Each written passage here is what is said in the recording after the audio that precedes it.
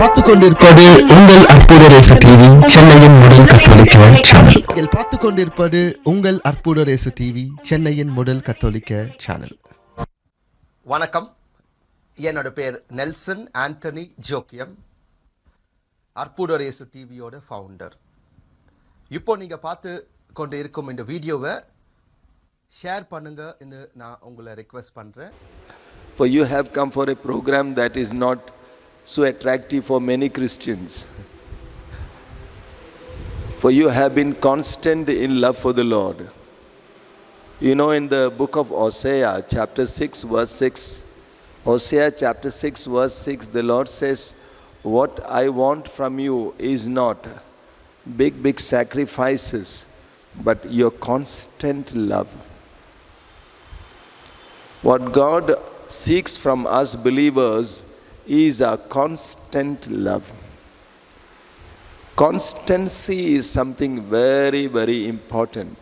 Faithfulness, constancy. I know there may have been around 100 people in all who have been attending this program. And I have been in no way discouraged, not even 1%. Because I know for sure programs of this kind do not attract crowds.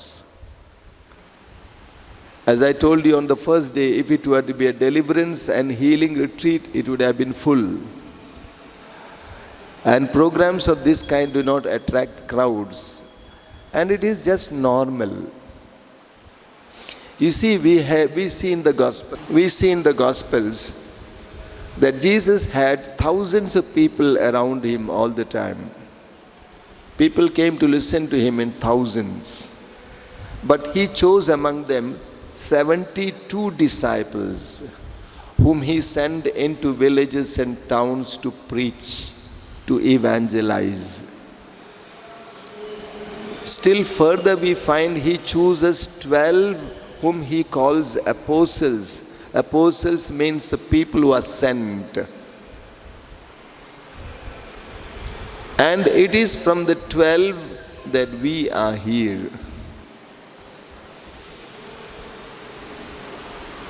It is not the crowds that matter. It's a few people that matter. Today I was reflecting on the group here. Suddenly I was reminded of Dr. D.G.S. Dinakaran from your own city. I consider him as a very, very holy and spiritual giant. One ordinary bank employee was able to make such an impact. Millions of people all over the world listening to God's word through this gentleman. Lakhs of people in India coming to the Lord through the instrumentality of this gentleman. It is not crowds that matter. Sometimes some of our Christians blame, Father, we are a tiny community in such a large society. Don't forget what the Lord said in Matthew 5:13. He said, you are the salt of the earth. What did he say? Now tell me, we have many sisters sitting here. Sisters means ladies. How much of salt do you put in food? How much of salt? Enough. Very little. For let's say 1 kg food materials, do you put half kg? 100 grams? Very little. When the Lord said to us, you are the salt of the earth, he meant it. You don't have to be crowds at all. I don't believe in crowds. A few people. Salt with saltiness, okay? That's very, very important. That's enough. So even if 100 people attended this program all the 2 days, and of all of them, if 10 people have been deeply touched and convinced, I am satisfied 100%. Enough. So don't look for crowds. be satisfied with yourself. You cannot change the world, but there is someone you can change in the world, and that is you.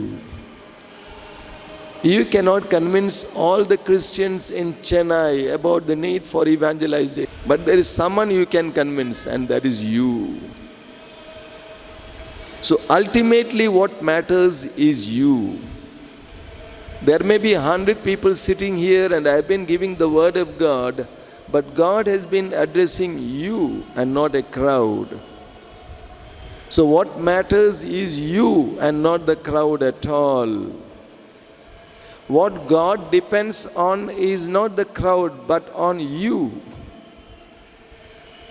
The Lord asked, "Whom shall I send?" And Isaiah said, "Send me, O Lord, me." One Thomas from among the apostles came to India, and we know what has happened afterwards. A handful of missionaries from Europe came to India, and we know what has happened after that.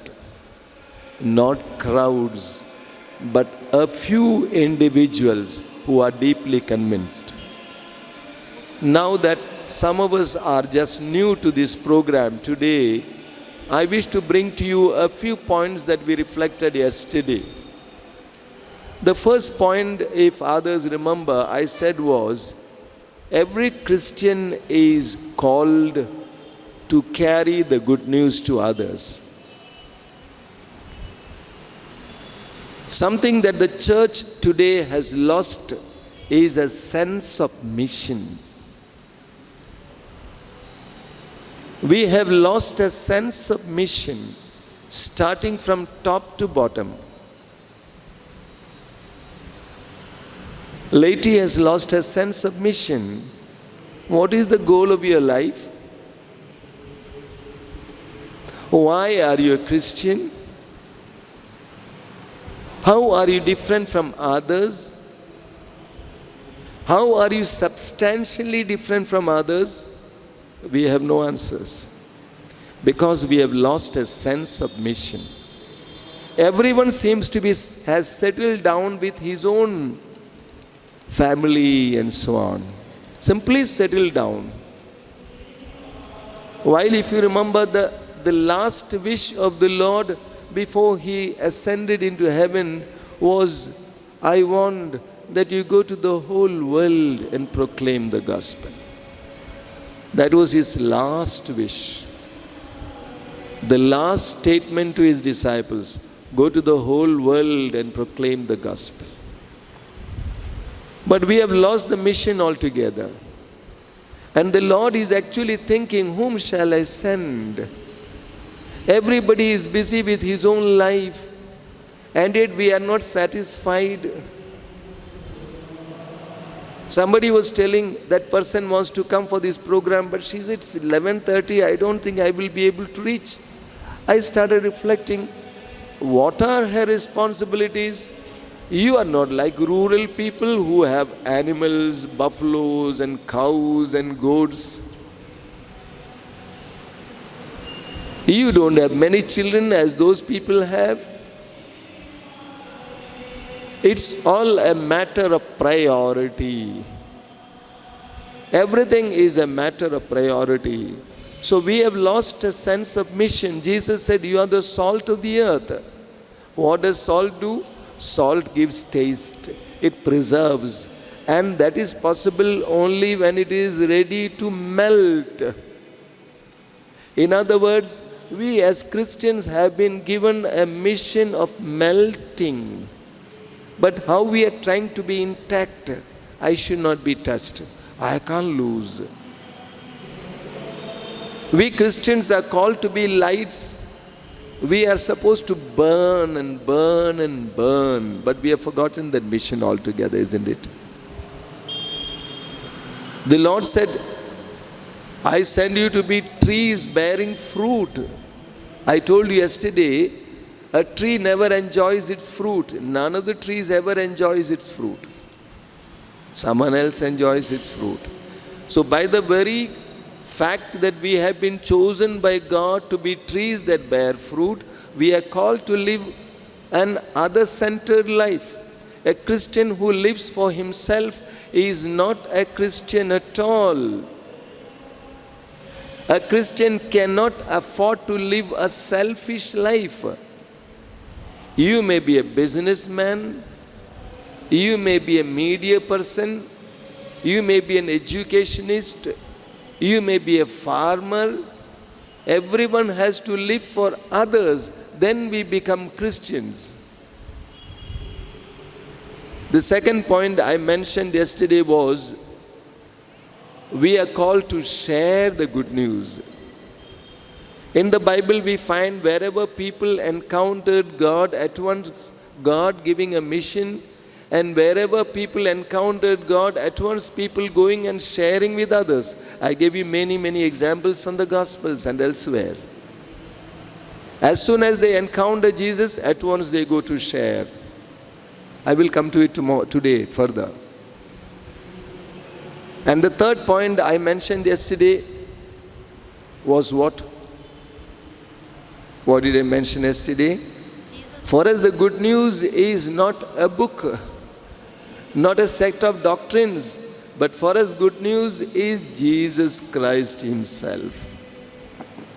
So when we are talking about proclaiming the good news, means proclaiming Jesus Christ, very especially as the Savior of the world, very especially as a person who can redeem people, very especially as a person who can liberate people, very especially as a person who can save people from their misery. We are proclaiming Jesus who carried our burdens on himself and liberated us. So Jesus is our good news. And the best gift we can give to the world is Jesus Christ. And today, the point I wish to make right now is what Pope John Paul II said once. He said, mission is a matter of faith. Mission is a matter of faith. Where there is faith, there is zeal for mission. Where there is no faith, no zeal for mission. And he explains it out, saying about various areas in the world where mission is almost failing. He said it's because faith is lacking. When you have faith in the Lord, you feel like sharing with others. But when your faith is weakened, you don't feel like telling anybody. So mission is a matter of faith. Why many of us are silent about Jesus and the mission? Because we lack faith. It produces power in you. In Romans chapter 4, you can read afterwards, 18 to 20. It speaks about Abraham's faith. Romans 4, 18 to 20, it speaks about Abraham's faith. In 18, Paul says, he hoped against hope. And now what is the hopelessness? He explains in verse 19, that he was 100 years old and his wife was barren. That is hopelessness. In verse 20 he says, but he did not in any way doubt. But with his faith he glorified God. But in the Good News Bible, the translation is very beautiful. If ever you get a chance, you read. There you read, he grew in power through faith. Give full attention. He grew in power through faith. We grow in power through faith. Where there is faith, there is power. Let me pick up one example from the Old Testament. You have heard about David, the king of Israel. Now, David was a small boy, and Israelites were fighting against Philistines. Now the Philistine army and the Israelite army were face to face. Now emerges a very powerful warrior from among the Philistine army called Goliath. He comes and says, come on, don't fight. One of you come ahead and defeat me, we shall accept defeat. Not a single one from the Israelite army was willing to confront him. Everyone was threatened and frightened. When he would emerge, they would go back. It went on 40 days, no battle, no war. 40 days. And the king Saul was troubled. He said, what am I to do now? And then finally he declared, I will give my daughter as a wife of the one who is going to defeat Goliath. Even then nobody had the power. It was then that David comes over there, that small boy who was grazing the sheep. Now he comes and asks his brothers, what has happened? He said, don't you see that man? He's challenging us. David said, I will go and fight against him. He went to the king and said, I will go and fight against him. King said, my son, you are so young. Look at your own body and look at his body. He's a seasoned warrior.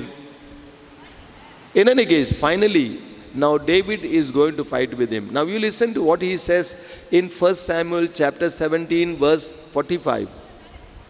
1 Samuel chapter 17 verse 45, David says to Goliath, you come with sword, javelin and other weapons, but I come in the name of the Lord of hosts.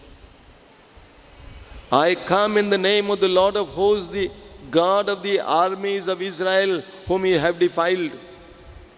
And then we read further that David runs towards him. Look at that. And he goes and defeats him. We know the whole story. Faith fills you with power. Faith fills you with energy. Not only to live your life, but the power to be witnesses of the Lord. So you can witness to the Lord only when you are empowered by faith. In the whole of the gospel we read about faith. In John's gospel chapter 11 verse 40, John 11:40, the Lord says, if we believe, we will see the glory of God. Luke chapter 17 verse 6, Luke chapter 17 verse 6, the Lord says, if your faith is as big as mustard seed, and you command this sycamore tree to be uprooted and be planted in this sea, it would obey you. Mark chapter 9 verse 23, Mark 9:23, the Lord says, everything is possible for one who believes. Mark 11:24, the Lord says, whatever you ask in prayer, believe you have received and you will have it. Mark chapter 5 verse 36-37, the Lord says, do not be afraid, only believe. In the very same chapter, the Lord tells that woman who was bleeding for 12 long years and was healed by touching the Lord, He says, your faith has healed you. What power faith has. Now the question we shall reflect on is, what faith? What is the content of faith? Number one, that the God in whom I believe is alive. The God in whom you believe is alive. He is not a concept God, my brother, my sister. He is not an idea God. The God in whom you believe is not a mythological figure. The God in whom you believe is not a character of any story. The God in whom you believe is alive. That fills you with power. He is alive. I bring to you a beautiful example you will find in the book of Daniel chapter 6. The book of Daniel chapter 6, I hope you know the story of Daniel. Now Daniel was in a foreign land in Babylonia, and there Daniel was very much loved by the king because he was a wise man, he was powerful, he had many. visions. He was able to explain dreams. So the king kept him in the palace as a very important person. And he was a slave, everybody knew that. But he was very dear to the king. And the people in the palace were really disheartened. They were really jealous about Daniel. And they wanted to get him killed. So they made a very, very cunning plan. They told the king, "O king, announce from today for the coming 40 days, nobody in my kingdom shall worship any other god than me. If anybody worships, he will be killed. He will be given to the lions to be eaten up." The king did not find anything very cunning over there. He was simple. He accepted. They wanted to see that Daniel is killed because Daniel believed in his God and prayed 3 times a day in his room. And they knew that. Now, Daniel did not obey.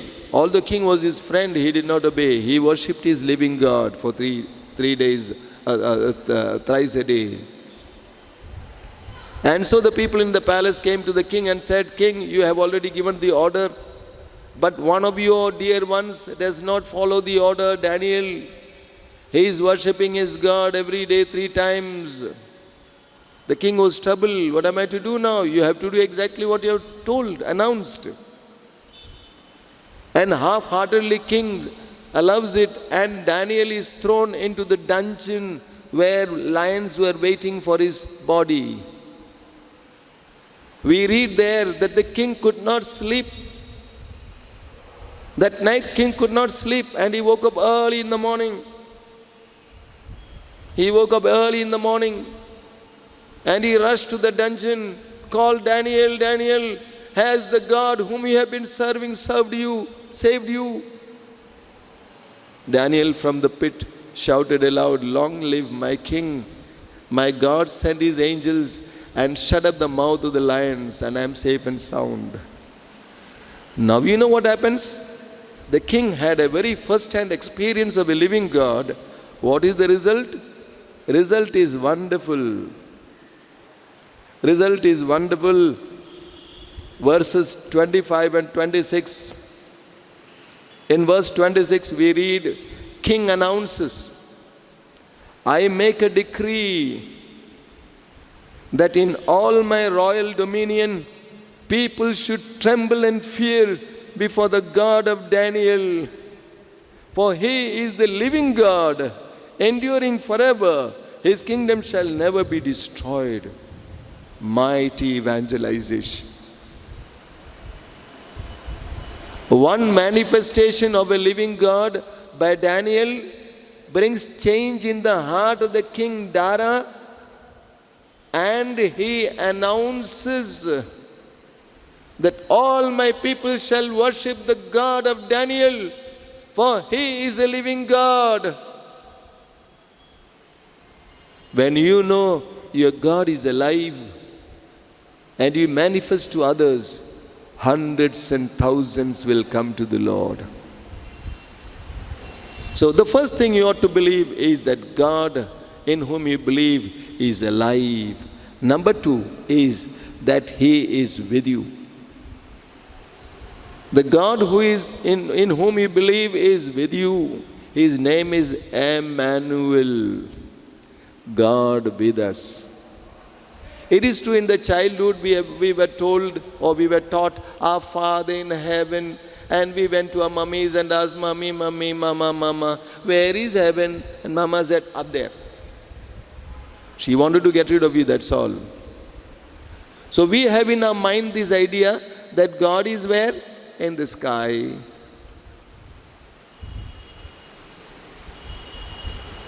But the Bible says our God is with us. A God who was with the people of Israel.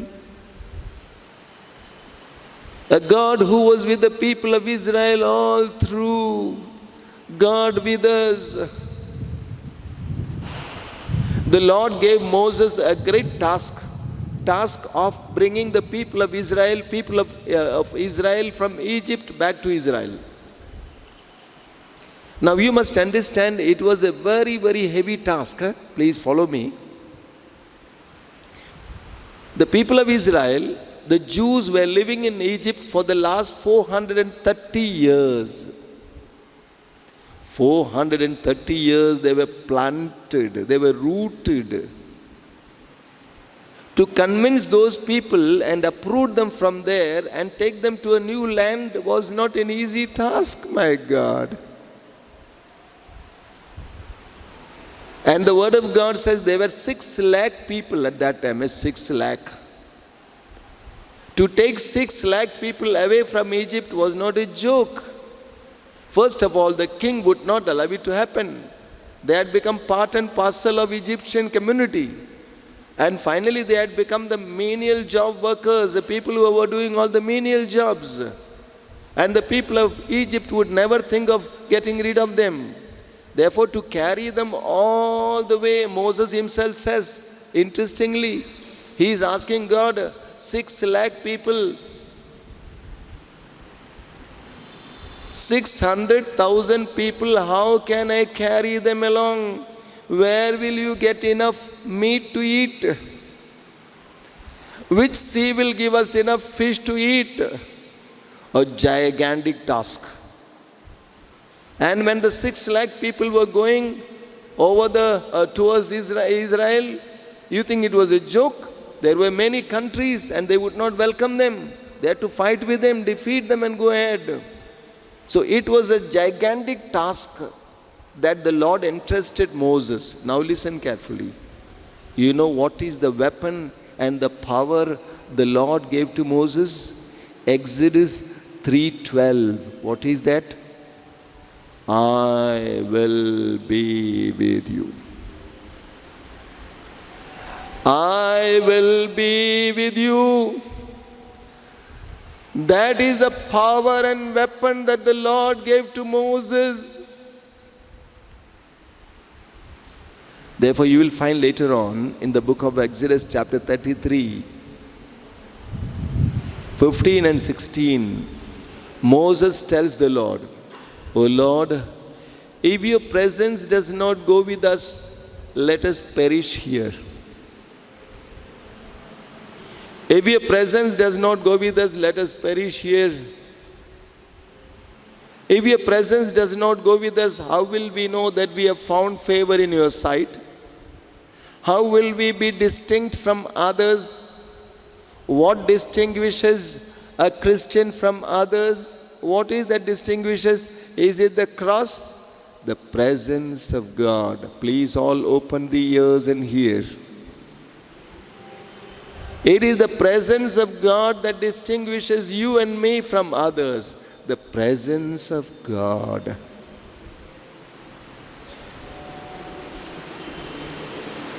That is the power that a believer has. The presence of God. The Lord said to Jacob in Genesis chapter 28, 15 and 16, I will be with you wherever you go. Isaiah chapter 43 verses 1 and 2 and further, the Lord says, I will be with you when you go through the rivers, the waters, I will be with you. Psalm 23 verse 44, Psalmist says, even if I go through the darkest valley, I shall not be afraid, for you are with me. All of you, please open your ears and hear. The presence of God is your greatest strength, not money, not your job. The presence of God. Romans 8:31, Paul says, if the Lord is with us, who can be against us? If the Lord is with us, who can be against us? Mary, our mother, was told by the angel Gabriel, Hail, O favored one, the Lord is with you. It was a wonderful declaration. The Lord is with you. I see that the Lord is with you. From the way you speak, from the way you look, I see the Lord is with you. Therefore, I greet you. In the book of Genesis, chapter 39, the whole chapter we read about Joseph, who was sold by his own brothers. When he was 17 years old, he was sold by his own brothers into the hands of some traders that were going to Egypt.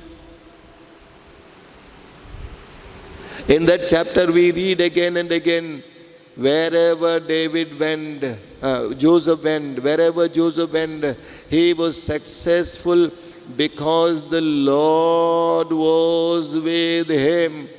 Do our Christians hear this?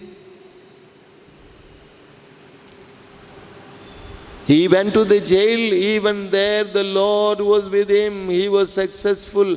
And finally Joseph becomes the governor of Egypt because the Lord was with him. Please remember again and again, the Lord was with him.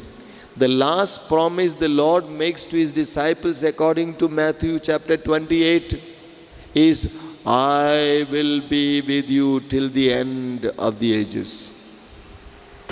Say, praise the Lord. Praise the Lord. Hallelujah. Hallelujah. Hallelujah. Hallelujah. So the second thing to believe is that the Lord is with you. Are you with me or not? Yes. Are you with me? Yes. I want to shout aloud to all the believers, all Christians. Because Christians show as if they are powerless, helpless. The Lord is with you. That is your greatest help and power. That is your greatest wealth and capital. The Lord is with you. Number 3. Okay, before that, something very interesting. Anybody please read book of Zechariah chapter 8 verse 23. Zechariah 8:23. When the Lord is with you, what happens? The Lord of heaven of armies says like this. Yes. In those days, 10 people from different nations and languages will catch the garb of a Jew, and they will say, we want to walk with you, for we have heard God is with you. Hallelujah. Praise the Lord. Hallelujah. We want to come with you. The word of God says in those days, 10 people from different language speaking communities, Tamil, Telugu, Kannada, Konkani, Malayalam, Bengali, 10 people from different language speaking people will come and hold the garb of a Jew and say, we want to come with you because we have heard that the Lord is with you. Evangelization. Are you getting? When the Lord is with you and people come to know that, people will come after you and say, Uncle, can you teach me to pray? I have a beautiful testimony in this book. I have my time, no? I can take my time. In this book, I have a beautiful testimony by a certain gentleman, Ananta Mahadevan. He is from your city. He is from your city. He is the editor of Finance Outlook, a great man. From a Brahmin family, Tamil Brahmin family. At the age of 19, he was invited by one of his friends, Christian friends, with whom he used to play cricket. He was invited for a prayer in his house. And he went for the prayer. He was a generous man, open man. 19-year-old young man. While he was there, his friends prayed for him, he says, around 5 minutes. Praying for his future, career, blessing. He says so earnestly and so deeply they were praying to God with tears, that by the time they said, Amen, I had decided to follow Jesus Christ. Praise the Lord. Hallelujah. Hallelujah. Hallelujah. I will come to that in the afternoon, because many lay people have an idea that evangelization is the work of priests and religious. Wrong. Wrong. A third time wrong.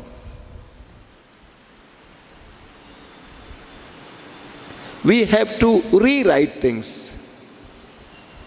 I don't know how to convince our Catholics about it. We have to rewrite in our mind. I don't know who has told you that the work of evangelization is priest's work, Reverend Sister's work. Who told you that? Whatever the Lord has taught is taught to everybody. Bible is for everybody, not for priests and religious. Sorry. How could you misunderstand? How could you misinterpret altogether? I don't know who put into the minds of the Catholics that all these are the work of priests and nuns. You and I, we live in the world. Wrong.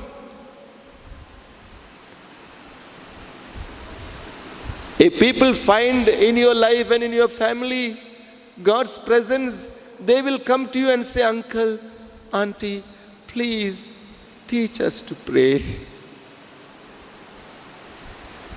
What is the book you read? Can you give me a copy of that? So the second thing is to believe that the Lord is with you. Number 3, to believe that God is almighty. To believe your God is almighty. Afterwards, when you go back home, sit and try to reflect on what I am talking to you. The third thing is to believe the God in whom I believe is almighty. Of course, you say, I believe in God the Father Almighty, but in fact you don't believe. To believe that the God in whom you believe is a God Almighty. For Him nothing is impossible. Interesting, huh? In the whole of the Bible, very especially in the Old Testament, we see a God who works wonders and miracles. The first wonder is what? He created everything out of nothing. He said, let there be light, there was light. By a word. Then a series of wonders and miracles. He chooses Abraham when he was 75 to make a father of great nation. Imagine, Abraham did not have a child. And God chooses Abraham in his old age to make him a father of great nation. And Abraham was told, I will give you as many children as the sand particles in the seashore and the stars in the sky. For 24 long years, Abraham went on counting the stars and the sand particles. He did not get a single child. At the age of 100, Abraham received a son whom he named Isaac. Imagine. Now tell me, did God love Abraham or not? Yes or no? If God loved Abraham and God decided to give him a child, why did He make him wait till the age of 100? He could have given at the age of 50. Why not? It's all for your sake and my sake, that the coming generations will believe that for God nothing is impossible. For your sake and my sake, the Lord did it. Similarly, you have many more examples of barren bearing children in the old age. The Lord allowed them to wait, so that you and I believe for God nothing is impossible. You know, when angel came to Abraham, you find in the book of Genesis chapter 18, when angel came to Abraham and said to him, next year by this time, your wife Sarah will have a son in her lap. Sarah was sitting in the house, in the tent, and she laughed. So loud she laughed that the angel could hear. And angel asks in verse 14, why did Sarah laugh? Why did Sarah laugh? Is there anything too difficult for God? In our lives too, we also laugh often. We have in our minds that there are many things that are possible for God, some things not possible for God. 40 years my husband has been drinking. You think he's going to leave it? Why not? Yes, I believe. My son has been like this for the last 25 years. You think he will change? Yes, I believe he will change. The other day someone was showing me, I was sitting at the airport in Mumbai with somebody, with my musician. And he was showing me a video film, short one, about the healing of a certain woman. Now this woman was a very short one, and she had a hand that was frozen, and frozen from the beginning, like this. And you know it gets swollen up and big. And there is a prayer meeting going on, and prayer is going on for her, and some people are putting holy water, holy water, holy water. Right before our eyes, in 3 minutes' time, the hand becomes straight and normal.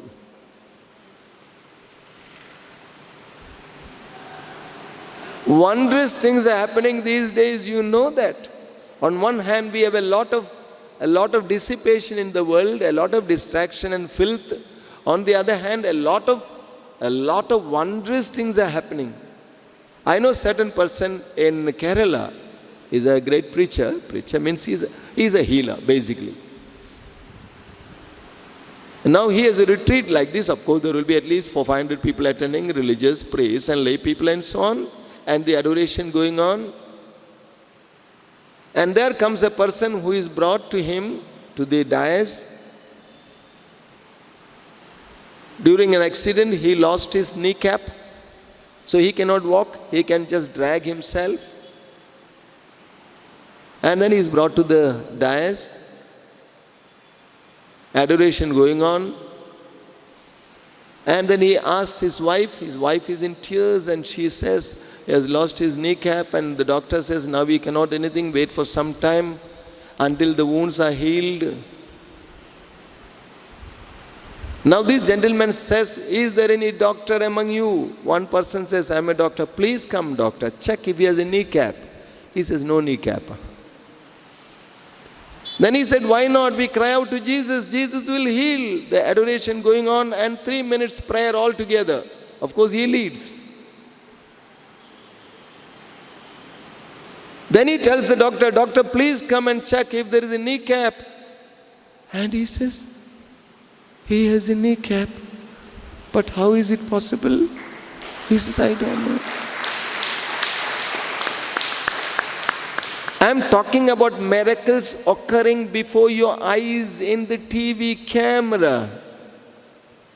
Well, I have seen hundreds of miracles, but I am telling right before the camera. In our lives, we have many things we consider as impossible. We have to remove it forever. Is there anything too difficult for God? Why do you say that? You know, once I'm confessing, in last July, a lady brought another lady to me before my room. Said, you see, she's already 40, she has no children, and she's really sad. Her husband is also sad. Swamiji, you must do something for him, for her. And then in the conversation, the other one said, she has removed her uterus altogether. Then I laughed and said, how is a child possible? I said, in any case, I shall pray for you and send her. So in my mind, I took for granted she has no uterus. Naturally, she cannot have a child. Correct? Is it okay? Yes. That evening, I was listening, or rather, I was seeing a video film of a certain preacher in Africa. He had a similar experience. A woman comes in front, and she and her husband having serious problem. And the reason is that she has no children and her uterus has been removed. But that preacher, of course, is much greater than me in faith.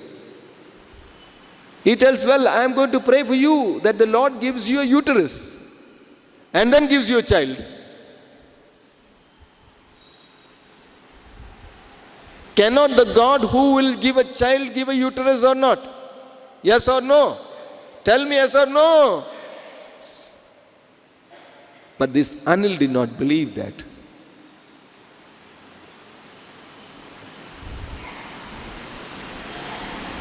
Lord, increase my faith. There are many things in our mind we consider as impossible, impossible, impossible. Luke chapter 18 verse 27. Luke chapter 18 verse 27. The Lord says what is impossible for God is for man is possible for God. The Lord says what is impossible for man is possible for God. In Luke 1:37, the Lord says, the word of God says, the angel says, nothing is impossible for God. Nothing is impossible for God.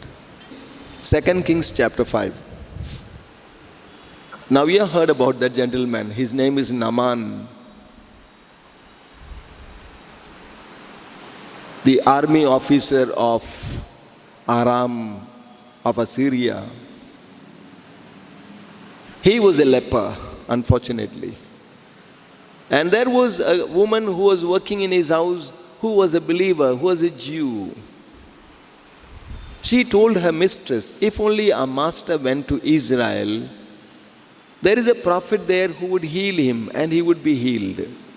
Hearing that woman, the army officer goes to Israel with his, with his soldiers and chariots and gifts.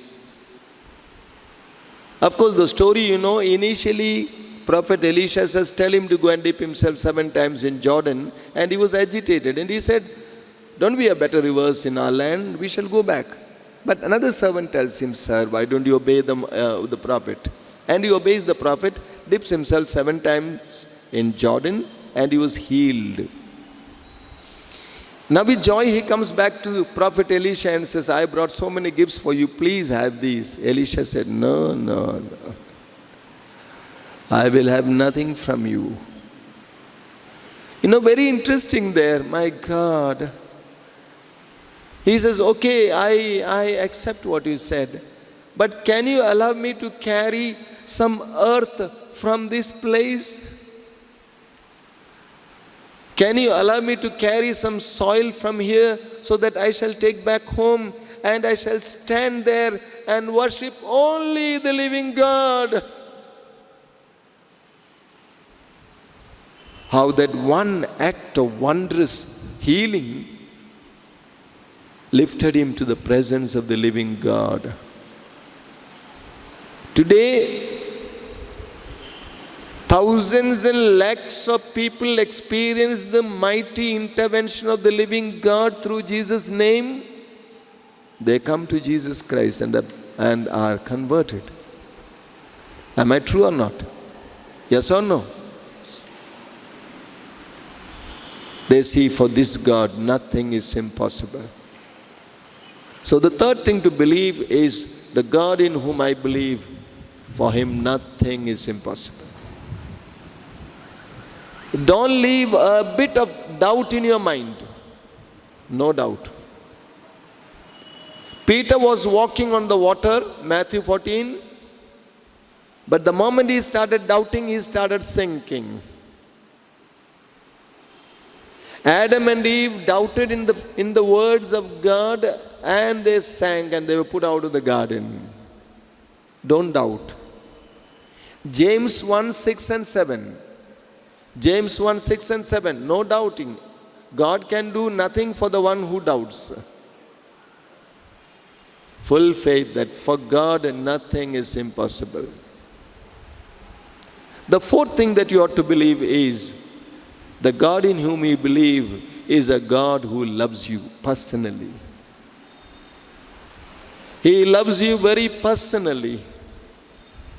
And I want to tell you, my brother, my sister who is sitting here, your God is not a God who looks at the crowd, but He sees you personally and He loves you very personally. In the Gospels, we have very, very interesting instances.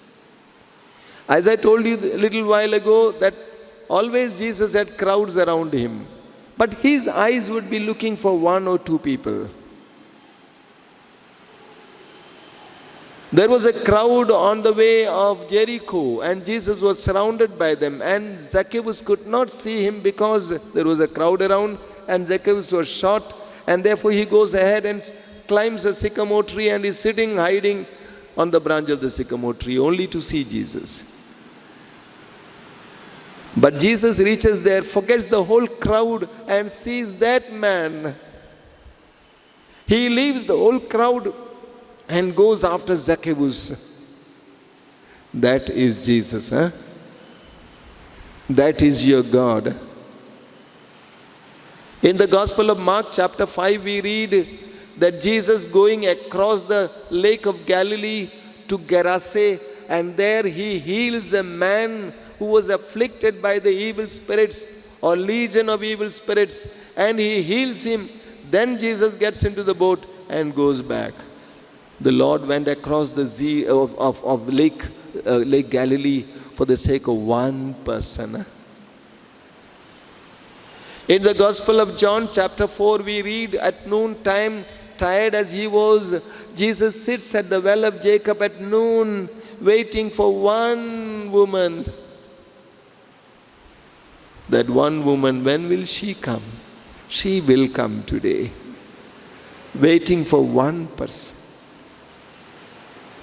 Jesus sits at the treasury in the temple and He finds people putting money, but He sees one widow who puts one paisa, all that she had, and He appreciates her. Jesus' eyes are looking for you. He knows you. He loves you very personally. You should believe. Don't come to the church like this, worshipping and going back. No, you must know the one you have come to knows you personally. He loves you personally. Yes, He knows me. He loves me personally. You must believe that He loves you very, very personally. The fifth thing you should believe is He forgives all your guilt. He forgives all your sins. There is no sin greater than His love. You don't have to be discouraged. You don't have to end your life. For there is a God who loves you and who forgives all your sins.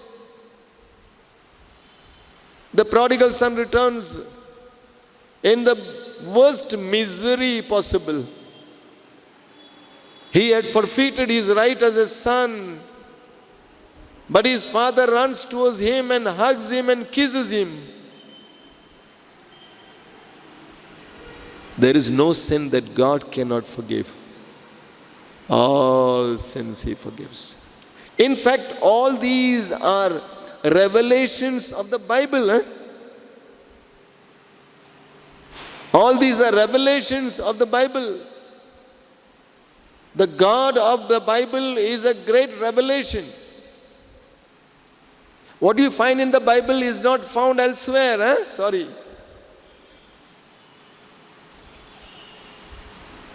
He forgives. So when you believe in that God, you will suddenly find you will be drawn to the work of evangelization. You will invite more and more people to come to that, to share in that faith. Why are you going around? Why do you go about moody? Why are you sad? Why are you depressed? Why are you discouraged? There is a God who is alive, for whom nothing is impossible, who loves you very personally, who forgives all your guilt. Why don't you come to Him? Automatically this faith is going to lead you to the work of evangelization. Let's pray. Please keep your eyes closed. Thank you, Lord, for this time. Thank you, Lord, for this wonderful time. Thank you, Lord, for the great revelation that we have received through the Word of God. Thank you, Lord, for having made us know you. We did not know you. Lord, we always took our religion as a religion, like any other religion. We did not know the secrets of our religion, Lord. We did not know our faith in depth, Lord. We were also superstitious in some way or other. We did not know, Lord. Thank you for revealing to us. Oh Lord, when we know that we are in light, how much we would desire that others also come to that light. Jesus, I thank you for my faith. Jesus, thank you for having come down to us. Jesus, thank you for having revealed your Father and the mysteries of the kingdom to us. Lord, fill us with more and more faith. As the apostle said in Luke chapter 17 verse 5, we repeat, Lord, Lord, increase our faith. Lord, increase our faith. Lord, increase our faith. So much so that we will be charged with that faith to draw people to that faith. Fill us with your love, Jesus. Fill us with your love, Jesus.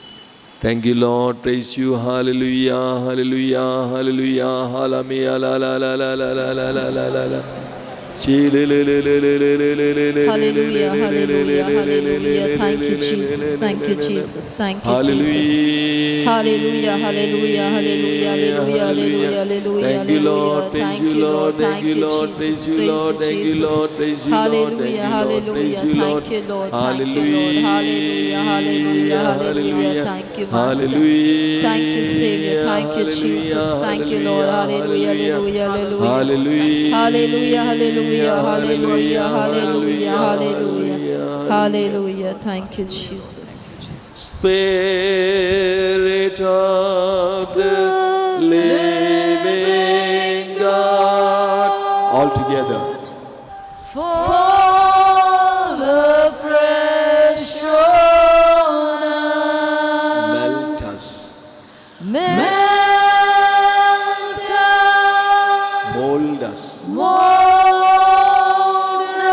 Fill us.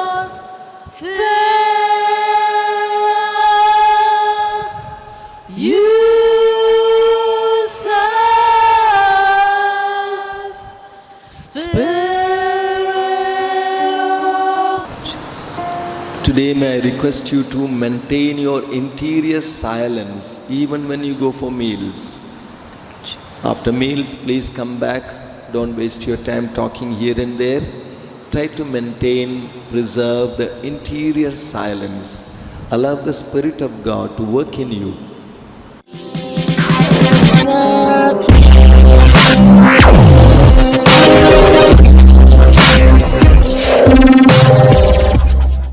நீங்கள் பார்த்துக் கொண்டிருப்பது உங்கள் அற்புத race TV சென்னையின் முதல் கத்தோலிக்க channel. நீங்கள் பார்த்துக் கொண்டிருப்பது உங்கள் அற்புத ரேசு டிவி சென்னையின் முதல் கத்தோலிக்க சேனல். வணக்கம். என்னோட பேர் நெல்சன் ஆண்டனி ஜோக்கியம், அற்புத ரேசு டிவியோட ஃபவுண்டர்.